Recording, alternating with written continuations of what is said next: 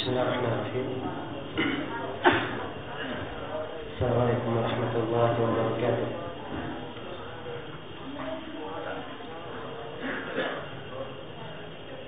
Alhamdulillahirabbil alamin. Wal 'aqibatu lil muttaqin. Wa la 'udwana illa 'alal zalimin. Asyhadu an la ilaha illallah wahdahu la syarika lah. Wa asyhadu anna Muhammadan abduhu wa rasuluh. Sallallahu alaihi wa ala alihi wa ashabihi wa man tabi'ahum bi ihsan ila yaumiddin, amma ba'd. Pada maghrib malam ini kembali kita melanjutkan pembahasan Bahjat Qulubil Abrar karya Syekh Abdul Rahman bin Nasir As-Sa'di rahimahullahu ta'ala. Dan sebagaimana yang dimaklumi, buku ini memuat 99 hadis pilihan beserta penjelasannya. Dan pada malam ini insyaallah ta'ala kita akan membaca hadis yang ke-27. Kata beliau dalam hadis yang ke-27, An Abi Hurairah radhiyallahu anhu annahu qala, dari Abu Hurairah radhiyallahu anhu beliau berkata, Awsani khalili sallallahu alaihi wasallam bi salat. Kekasihku Nabi Muhammad sallallahu alaihi wasallam berwasiat kepadaku dengan 3 wasiat. Nabi Muhammad berwasiat kepadaku dengan 3 wasiat. Apa 3 wasiat tersebut? Yang pertama, siyami salasati ayyamin min kulli syahrin. Pertama dalam berpuasa 3 hari dari setiap bulannya. Yang kedua, wa raka'atai ad-duha. Kedua, melaksanakan 2 rakaat salat duha. Kemudian yang ketiga, wa utira qabla al-anam. Dan Rasulullah berwasiat agar supaya saya melakukan witir sebelum saya tidur. Muttafaqun alaih. Hadis ini diriwayatkan oleh Imam Al-Bukhari dan Muslim. Kata Syekh Abdul Rahman bin Nasir As-Sa'di menjelaskan kedudukan dan pentingnya hadis ini. Kata beliau, wasiyatuhu sallallahu alaihi wasallam wa khitabuhu li wahidin min ummati khitabun lil ummati kulliha. Wasiat Nabi sallallahu alaihi wasallam dan pembicaraan beliau kepada salah seorang dari umatnya, ya, itu adalah pembicaraan kepada seluruh umat. Jadi kalau beliau berwasiat kepada seseorang, ya, itu hakikatnya wasiat kepada seluruh umat. Ma lam yadulla dalilun 'ala al-khususiyyah. Sepanjang ada dalil, sepanjang tidak ada dalil yang menunjukkan kekhususan. Ya, ini kaidah ya di dalam membaca nas dalil dari Al-Quran maupun hadis.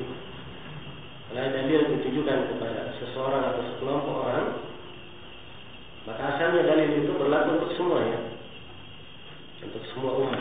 Kecuali kalau ada dalil yang menjelaskan itu adalah kekhususan untuk seseorang. Baik. Misalnya Nabi Shallallahu Alaihi Wasallam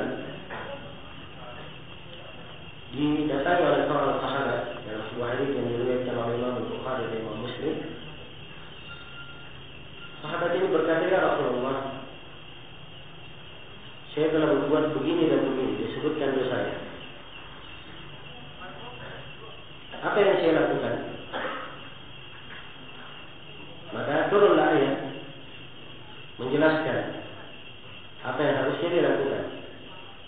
Allah firman, "Aqimis sholata tarafayn nahari wa zulfan minal lail, innal hasanati yudhibna as-sayyi'at." Tegakkanlah salat di dua ujung siang, maksudnya di pagi dan petang. Di pagi salat subuh, di petang salat zuhur dan asar. Wa zulfan minal lail, salat maghrib dan isya. Sesungguhnya kebaikan-kebaikan itu menggugurkan dosa-dosa. Jadi maksud dari ayat, perbanyak kebaikan supaya dosa-dosa gugur. Maka sahabat ini bertanya, "Ya Rasulullah, ini ayat khusus untuk saya saja atau untuk seluruh umat?" Maka kata Nabi SAW, "Tidak, bahkan dia untuk seluruh umat." Jelas ya? Jadi kalau dilihat kepada sebab turunnya ayat, memang ini ayat untuk jawaban pertanyaan sahabat tersebut, tapi hukum bukan untuk dia saja. Ini hukum untuk seluruh umat. Jelas ya? Nah, demikianlah ketentuan syariat kita, asalnya dia berlaku untuk seluruh umat, kecuali kalau ada dalil yang menunjukkan kekhususan. Seperti yang disebutkan sahabat di dalam hadis riwayat Bukhari dan Muslim di pembahasan tentang sembelihan udhiyah kurban. Ada yang kalau menyembelih hewan kurbannya sebelum khatib atau sebelum sholat dia sudah sembelih. Maka Nabi SAW mengatakan, "Karena yang mau sembelih yang lainnya itu tidak dianggap."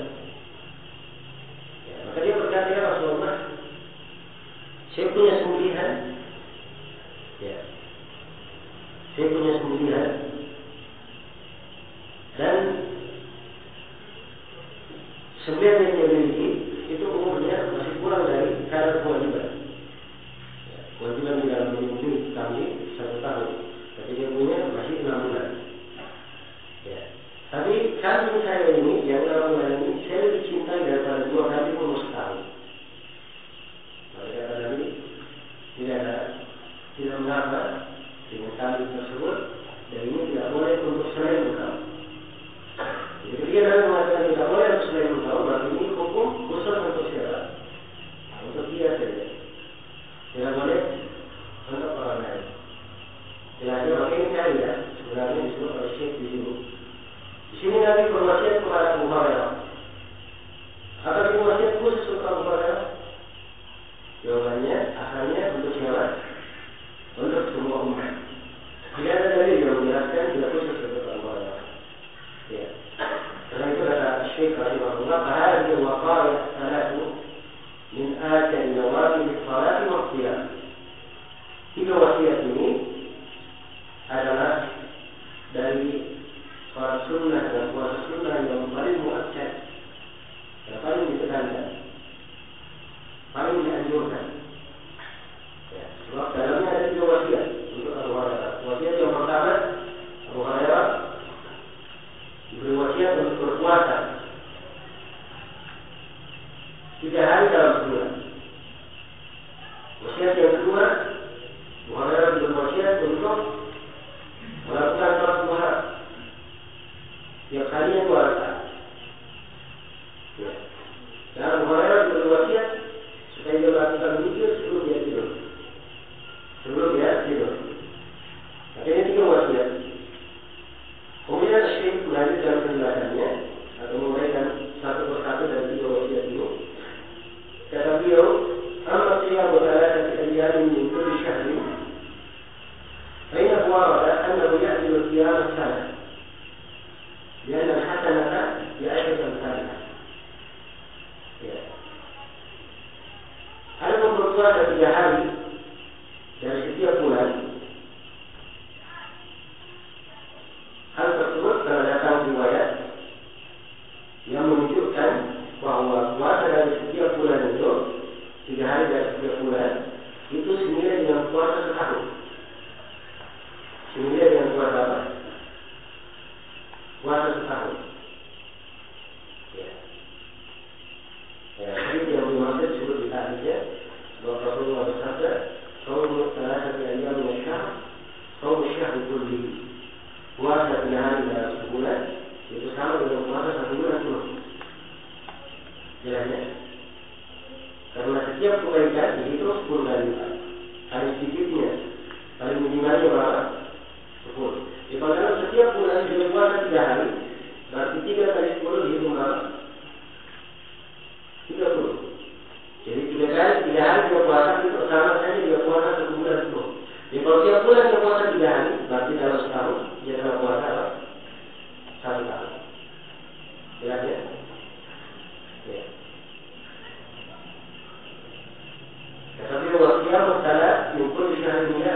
qiyam asy-syahr kullihi.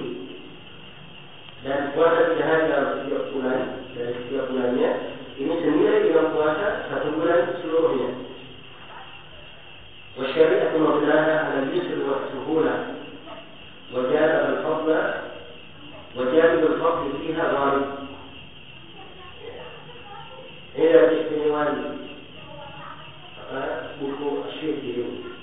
Syekh Abdul Rahman bin Nasir As-Sa'di, dia ini seorang alim ulama yang ahli dalam banyak bidang ilmu syariat. Karena itu bahasa-bahasa beliau dalam ringkas, dari bercerita-cerita. Ada orang yang bercerita biasa, tapi sebenarnya isinya syariat. Dia terangkan bahwa syariat itu dibangun di atas kemudahan dan menggampangkan, mempermudah dan memperlancar. Dan sisi keutamaan di dalam syariat itu lebih mendominasi. Ini gambaran umum terhadap syariat kita. Dan ini termasuk keutamaan Islam. Sebab agama kita didominasi dengan keutamaan. Dan agama kita dibangun di atas kemudahan. Ya.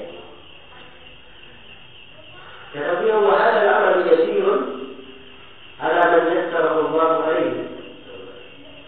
Sungguhnya amalan ini adalah mudah bagi siapa yang Allah mudahkan untuknya. La yashukku ala al-insan wa la yamna'uhu al-qiyamah wa la yamna'uhu al-qiyamah bi syai'in min muhimmatihi. Jadi amalan ini mudah. Dan amalan ini tidak memberatkan seseorang. Dan amalan ini tidak akan menghambat dia untuk melaksanakan pekerjaan-pekerjaan pentingnya yang lain. Ya. Ini ciri agama kita. Seorang tidak beramal dengan amalan kebaikan, ya, maka amalan kebaikan itu tidak menghambat amalan-amalannya yang lain. Tadi beliau isyaratkan di sini sebuah kalimat. Amalan yang mudah bagi siapa yang dimudahkan oleh Allah. Sebab dasarnya amalan itu secara umum memang mudah. Tapi untuk orang-orang dia adalah taufik dari Allah. Ya, taufik dari Allah. Dan lagi kadang dia berdoa, Allahumma la sahla illa ma ja'altahu sahlan wa anta taj'al as-sa'ba in syi'ta sahlan. Ya Allah, tidak ada kemudahan sesuai apa yang Engkau jadikan sebagai kemudahan, dan Engkau menjadikan kesusahan menjadi mudah dengan keizin-Mu kalau Engkau menghendakinya.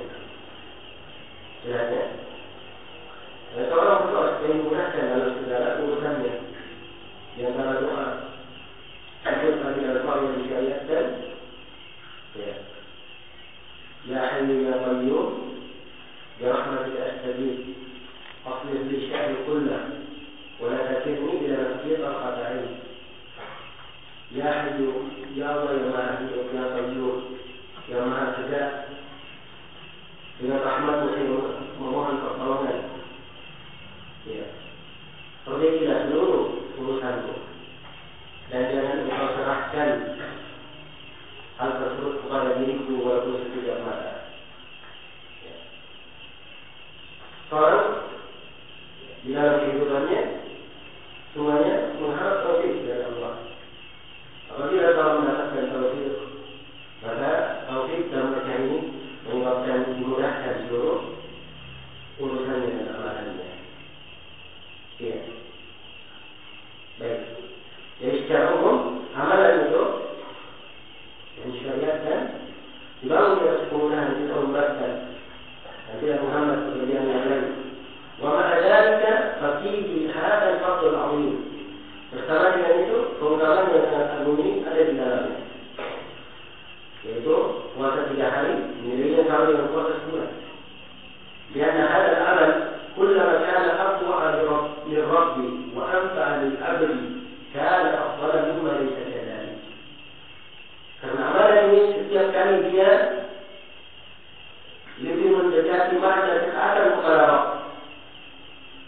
dan tiap kali amalan itu lebih bermanfaat bagi hamba, maka amalan itu akan lebih afdal daripada yang tidak seperti itu. Jelasnya? Baik, sini beliau selesai menjelaskan tentang keutamaan puasa 3 hari dalam sebulan. Dia hanya menyinggung keutamaan, dan dia tidak menyinggung pembahasan fikihnya. Ya, pembahasan fikih yang terkandung dalam hadis ini disyariatkan berpuasa 3 hari dalam sebulan. 3 hari itu umum, boleh dilakukan di awal bulan, boleh dilakukan di pertengahan bulan, dan boleh di akhir bulan. 3 hari ini boleh dilakukan secara berturut-turut dan boleh dilakukan berpisah-pisah. Hari ini satu bukan lagi satu bukannya lagi satu, tidak ada masalah. Jelasnya? Ada 2 pendapat di kalangan para ulama maksud dari 3 hari ini. Apakah yang dimaksudkan adalah ayyamul bid atau selain ayyamul bid? Sebab ada juga puasa hari-hari putih namanya, yaitu pada tanggal 13, 14, dan 15 dan setiap bulan Hijriah. Ya, ketika bulan purnama. Jelasnya? Makanya disebut ayyamul bid. Ya. Apakah 3 hari yang dimaksud adalah ayyamul bid atau selain ayyamul bid? Ini 2 pendapat di kalangan para ulama. Dan yang benar yang bahwa 3 hari dalam hadis Abi Hurairah ini sifatnya umum. Tidak harus ayyamul bid. Tapi siapa yang puasa ayyamul bid 3 hari, dia niat ayyamul bid dan niat 3 hari dalam sebulan, maka dia dapat 2 pahala sekaligus. Dia mendapatkan 2 pahala karena sekaligus. Jelas di sini? Ya. Demikian pula kalau misalnya di bulan tersebut ada puasa Muharram, maka dia puasa misalnya di bulan Muharram, dia puasa tanggal 9, tanggal 10, ya. Kemudian dia puasa lagi hari yang satu, maka sudah dihitung dia puasa 3 hari dalam sebulan. Jelasnya? Ini dari kemudahan ya, di dalam syariat kita. Baik itu sebagian ahkam yang berkaitan dengan puasa 3 hari. Kemudian kata beliau pada sahabat al-haddu ala takhsisi sittatin min Syawal. Dan telah syah ya, dalil tentang anjuran mengkhususkan 6 hari dalam bulan Syawal. Ya, maksudnya ada dalil yang menjelaskan disunahkannya berpuasa 6 hari di bulan Syawal. Ya, dalilnya adalah hadis Abu Qatadah riwayat Muslim. Hadis Abu Ayyub riwayat Muslim, di mana Rasulullah SAW bersabda, "Man qama Ramadan thumma atba'ahu sittan min Syawal, kana qiyam ad-dahr." Kana qiyam ad-dahr. Siapa yang puasa Ramadan kemudian setelah itu diikuti dengan berpuasa 6 hari di bulan Syawal, maka seakan-akan dia berpuasa 1 tahun. Seakan-akan dia berpuasa 1 tahun. Dan 6 hari di bulan Syawal ini juga tidak harus secara berurut, boleh dilakukan berpisah-pisah. Yang penting di dalam bulan Syawal. Kemudian kata beliau, "Waqiyami Yawmi Arafah wa Tasi wal Ashir Muharram." Demikian pula disyariatkan puasa Arafah. Dijelaskan dalam hadis riwayat Muslim dan hadis Abu Qatadah bahwa puasa Arafah itu menggugurkan dosa selama setahun dan dosa yang tersisa dari tahun itu. Jadi dari Muharram sampai ke tanggal 9 Dzulhijjah, dari tanggal 9 Dzulhijjah sampai akhir Dzulhijjah semuanya digugurkan. Kemudian Watari wal Ashir Muharram, demikian pula disyariatkan berpuasa pada tanggal 9 dan tanggal 10 Muharram. Tanggal 10 Muharram puasa disebut puasa apa? Asyura. Puasa 9 Muharram disebut dengan nama Tasyu'a. Ini disyariatkan. Ya, asalnya tanggal 10 Muharram disyariatkannya sebagaimana dalam ayat hadis. Cuma di dalam hadis riwayat Muslim, Nabi menerangkan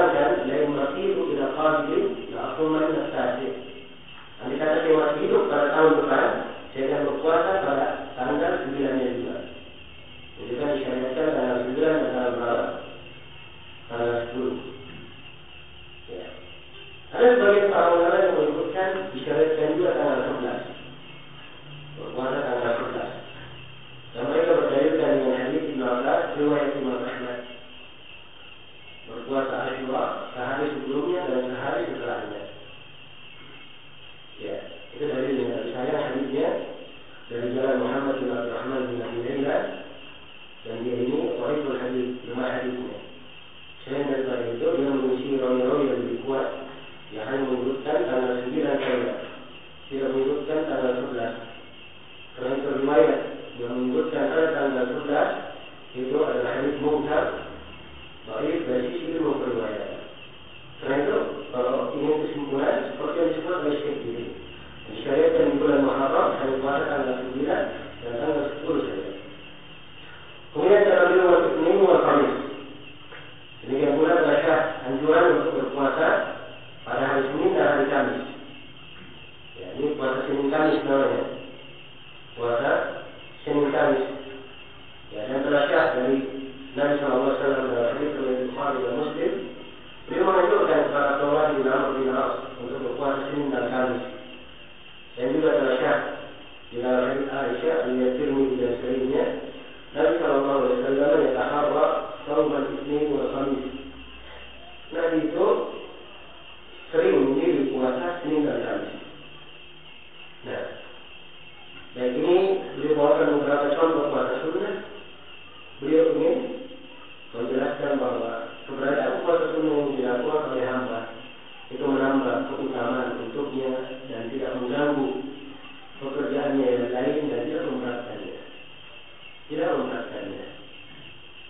Ya. Baik, selesai penjelasan wasiat yang pertama kepada Abu Hurairah. Juga merupakan wasiat kepada seluruh umat untuk berpuasa 3 hari dan setiap bulan. Wasiat yang kedua adalah melakukan sholat duha 2 rakaat. Tentang sholat duha, Syekh di sini menjelaskan. Kata beliau, "Wa sholat duha bainahu qad tata'arat al-ahadits as-sahihah fi fadliha." Adapun sholat duha, sungguh sangat banyak hadis-hadis yang sahih yang menjelaskan tentang keutamaannya. Ya, jadi kalau berbicara tentang keutamaan sholat duha, banyak hadis yang menjelaskan tentang keutamaannya. Waqtalafa al-ulama fi istihbabi mudawamatiha. Namun para ulama berbeda pendapat, bersilang pendapat tentang masalah apa yang disunnahkan untuk kontinu melakukannya. Dilakukan sebagai rutinitas tetap. Ya. Atau ayat biha al-lisan. Apa yang disunnahkan itu adalah dia kerjakan kadang-kadang. Satu hari dia kerjakan, mungkin hari-hari dia tidak kerjakan. Dan mana yang disunnahkan? Ya. Baik. Beliau di sini akan menerangkan pendapat yang terkuat dalam masalah. Ya. Pendapat yang terkuat dalam masalah. Ya. Kenapa ada silang pendapat ini? Karena kalau kita lihat hadis-hadis, sejumlah hadis Nabi memerintah, mewasiatkan, memberikan anjuran yang keutamanya, seakan-akan adalah hal yang sangat dianjurkan. Tapi di sisi lain, Nabi SAW menunjukkan dari beliau sangat sedikit beliau melaksanakan sholat duha. Karena itulah ada 2 pendapat di dalam masalah ini. Tapi menurut Syekh cara beliau sahih dan yang benarnya, annahu tustahabbul mudawamatu 'alaiha bi hadzal hadits wa ghairihi illa liman lahu 'adatu min salatil lail. Fa idza tarakaha ahyanan fala ba's. Kata beliau yang benarnya dalam masalah ini bahwa disunnahkan untuk kontinu melakukan sholat duha itu berdasarkan hadis ini dan hadis yang lainnya, kecuali bagi siapa yang punya kebiasaan melakukan sholat malam. Ya, jadi menurut beliau sunnahnya kalau dia punya kebiasaan melakukan sholat malam, ya dia lakukan kadang-kadang saja. Tapi kalau dia tidak punya kebiasaan melakukan sholat malamnya sedikit, maka disunnahkan kembali di mana? Di siang hari. Ya. Ini menurut Syekh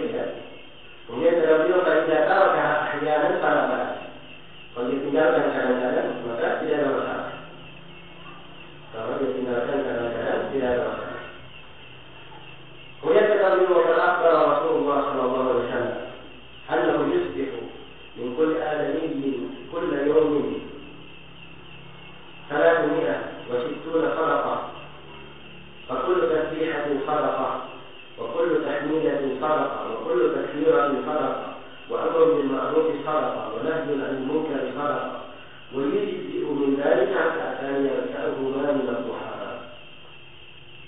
Ya. Sekarang dia membawakan dalil tentang disunnahkannya kontinu melakukan sholat duha sekaligus dalil menunjukkan keutamaan sholat duha. Ya, tersyah di dalam Sahih Muslim dari hadits Abi Dzar. Ya, ini dari hadits yang disebut oleh Imam Nawawi di Arba'in An-Nawawiyah. Ya, di mana Nabi menyebutkan dan Rasulullah mengatakan bahwa pada setiap harinya untuk anak Adam dia memiliki 360 salat. Salat ini harus itu salatan. Ya. Jelas ya? Berapa 360 salat. Fakul tasbihatin salatatun. Setiap tasbihat, setiap salat tasbih, satu tasbih itu apa? Salat. Wa kullu tahmidatin salat. Setiap bertakbir salat. Wa kullu takbiratin salat. Setiap bertakbir dia dengan satu salat. Wa amru bil ma'ruf salat. Dia melakukan amar ma'ruf. Dia perintahkan orang melakukan yang baik. Dia perintah satu, perintah dua. Setiap perintah itu satu salat. Wa nahyu 'anil munkar salat. Dia melarang dari kemunkaran satu salat. Ya, di sini tadi terangkan bahwa anak Adam harusnya pada setiap harinya itu bersedekah dengan 360 sedekah. Kemudian Nabi rinci bagaimana bentuk-bentuk sedekah dan cara mendapatkan sedekah ini. Kemudian terakhirnya beliau katakan, ya, setelah merinci bentuk-bentuknya, beliau katakan untuk 300 ini semua itu cukup dengan melakukan 2 rakaat salat duha sudah cukup. Ya. Jadi ini menunjukkan keutamaan salat duha karena disebutkan tiap hari maka utamanya dilakukan apa? Tiap hari. Jelas ya? Ya, ini dari yang disebutkan oleh Syekh di sini, rahimahullah ta'ala. Baik. Kemudian kata beliau, ya, memang yang benarnya kalau kita lihat dari sisi pendapat yang betul di dalam para ulama,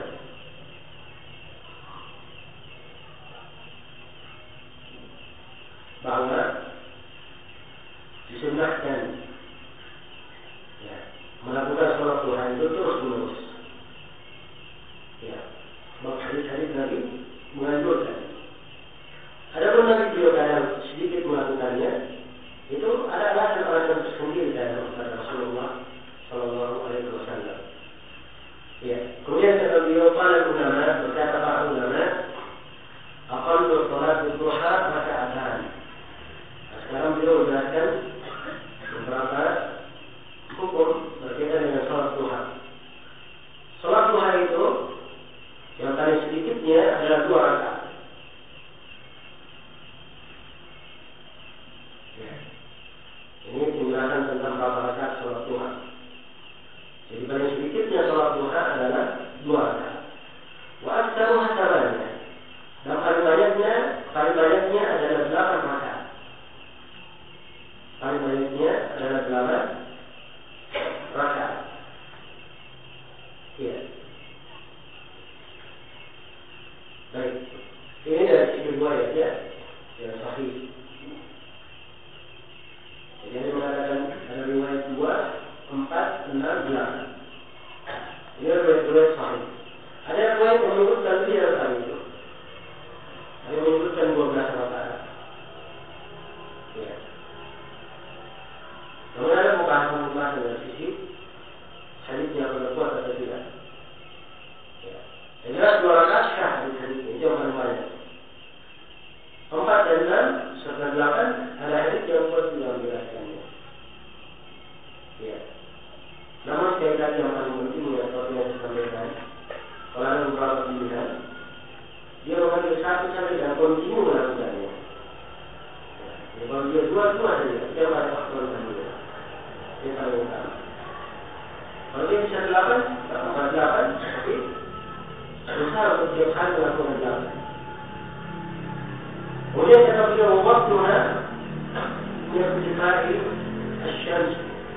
Faidah ruhin ila qubayl zawal.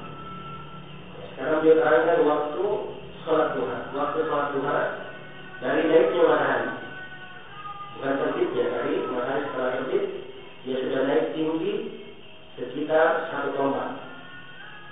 Ya. Kalau dia sudah naik tinggi sekitar 1 tombak, itu adalah awal mulai sholat duha. Dan akhirnya sebelum matahari tergelincir. Qubayl, ya, sedikit sebelum matahari tergelincir. Jadi matahari tergelincir sudah habis waktu sholat duha. Nah, ini berdasarkan hadis Ahmad bin Hanbal riwayat Muslim. Iya. Selanjutnya, baik, ini beberapa penjelasan yang berkaitan dengan sholat duha. Nabi Sallallahu Alaihi Wasallam wasiatkan kepada Abu Hurairah 2 rakaat saja. Artinya beliau mewasiatkan 2